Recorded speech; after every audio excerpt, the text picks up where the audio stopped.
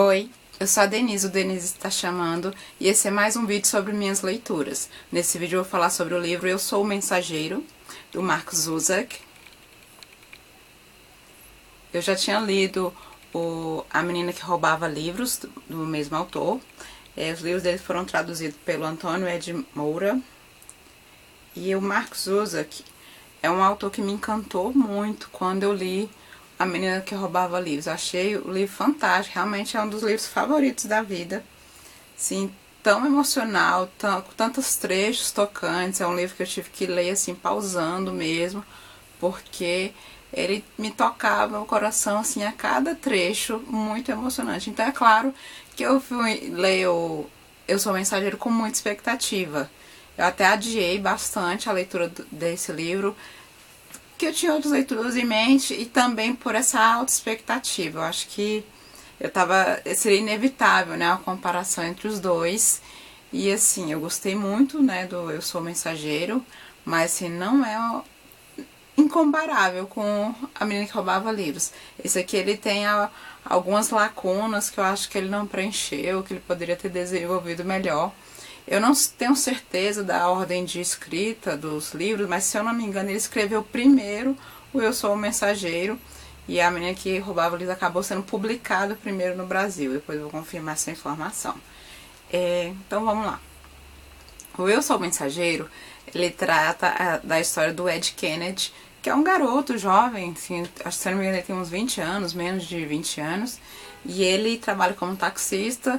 O pai dele morreu devido a complicações em razão do alcoolismo, e a mãe dele trata ele muito mal. Ele tem mais 2 irmãos que são super bem tratados, mas ele mora sozinho, ele não mora com a mãe. E, inclusive, os contatos entre os dois são muitas desavenças. Entre os irmãos eles se dão bem, mas eles acabam não convivendo muito. Ele tem 3 amigos, na verdade, que é uma garota e 2 rapazes, e cada um, né, tem uma vidinha assim mais ou menos. Nenhum deles tem uma vida assim estupenda, maravilhosa. E um belo dia eles se reúnem muito pra beber e jogar pôquer. Tem um dia por semana que eles, se não é toda quarta-feira, que eles jogam pôquer. E eu esqueci o nome da garota, gente. Sempre. A menina trabalha com ele também como taxista. Eu achei interessante a história, assim, muito curiosa, fiquei assim, sabe, pelo nome, né? Porque eu sou mensageiro e tal, me levava a uma ideia assim, mais intensa ainda do que o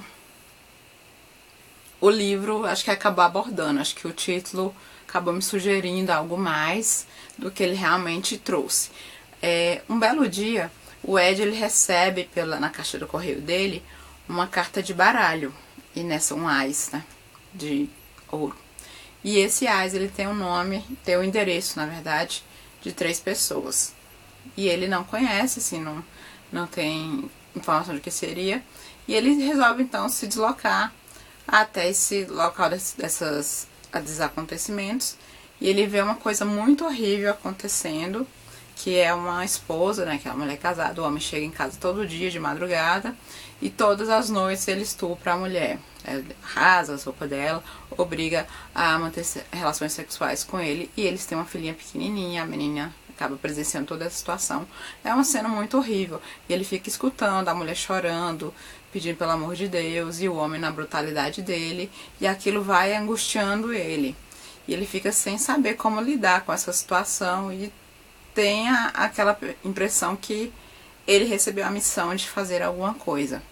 E o que fazer, né? Ele presencia depois uma das outras cenas que ele vai ver, é uma senhorinha, e ele percebe que essa senhorinha é uma senhorinha muito solitária.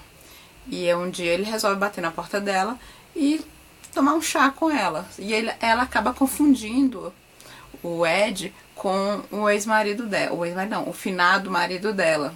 E eles resolvem entrar na brincadeira, vendo que a senhora fica super feliz. Então, por que estragar a felicidade dela? Então, ele viu que assim ele conseguiu fazer alguma coisa por essa senhora. Então, entende como uma missão cumprida.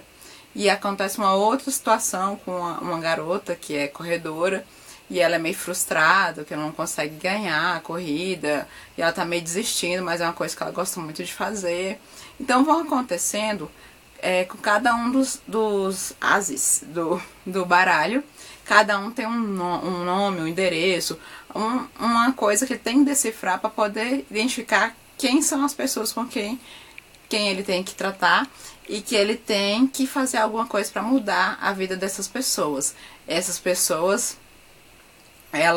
ele é obrigado, literalmente, ele chega a ser, em alguns momentos, ameaçado, espancado, como ele tem que fazer alguma coisa. Ele não pode desistir, ele não pode deixar de lado, não pode fingir que não é ele não tem opção. E aí, no desenrolar da história, ele mesmo vai tendo interesse de resolver, de ajudar, porque ele sente que ele pode fazer alguma coisa, ele vai tendo curiosidade qual será o próximo destino, qual será a próxima pessoa. Ele tem um medo, né? Um medo muito grande, sim, a cada situação que aparece, a cada endereço, a cada pessoa que aparece. Ele tem um medo do que pode acontecer, do quem pode ser. Ele se sente assim, meio impotente, mas ele, na verdade, ele acaba fazendo muitas coisas que para ele soam assim, naturalmente, não, sem demandar necessariamente um grande esforço. Quando ele vê, ele já fez, né, muitas dessas boas ações, né, que eu posso dizer. Inclusive no começo do livro é numa situação que ele está num banco e com os amigos dele, e o banco é assaltado, e o assaltante ele é muito desastrado, ele é muito azarado, muito enrolado, e ele acaba fazendo um monte de besteira, inclusive tropeçando assim, na própria perna. Ele é muito desastrado mesmo, muito trapalhão. E aí o Ed acaba reagindo ao assalto, assim, que o cara é muito mané, ele deixa até a arma pra trás. E ele pega e vai atrás desse ladrão e vira o herói da cidade, sai no jornal e tudo mais. E logo depois, que quando ele começa a receber esses ases, ele acha que é em razão dessa matéria que saiu no jornal.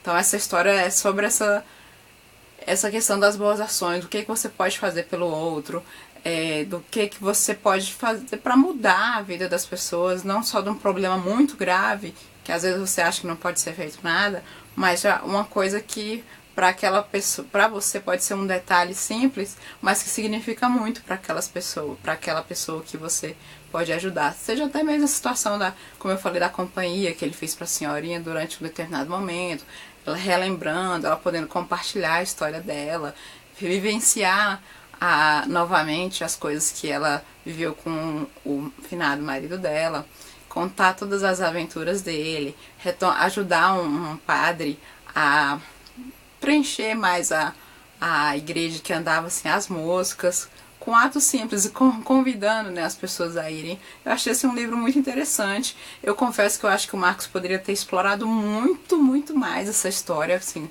de um jeito muito mais profundo. O final, ele me deixou, assim, meio decepcionada, sabe? Assim, não achei o final fantástico. Não é um final ruim, assim, de um todo, mas é um final que é muito, muito além, sabe? Assim, muito... Como é que fala? Ele não é muito crível, na verdade, assim, ele acaba sendo meio fantasioso. Sei lá, não quero dar spoiler, não, mas eu esperava um monte de coisa diferente, na verdade, em relação ao final que se sucedeu. Mas eu adoro o jeito que que o Marcos escreve. Ele tem um texto simples, mas com profundidade nesse texto, momentos de reflexão. Ele tem momentos que ele interage com o leitor, o livro é contado, né, na ótica do Ed, a narrativa dele, em vários momentos ele interage com o leitor e ele fica refletindo, além de estar contando o que ele está fazendo, ele fica refletindo muitas vezes, e a gente inevitavelmente reflete, né, junto com ele. E eu acho que o Marcos tem essa capacidade, né, de te chamar para essa reflexão da sua vida, do que você está fazendo na sua vida, o que você está fazendo por outras pessoas. E como é que você pode passar adiante essa mensagem. Então essas foram minhas impressões sobre o livro O Mensageiro, do Marcus Zusak.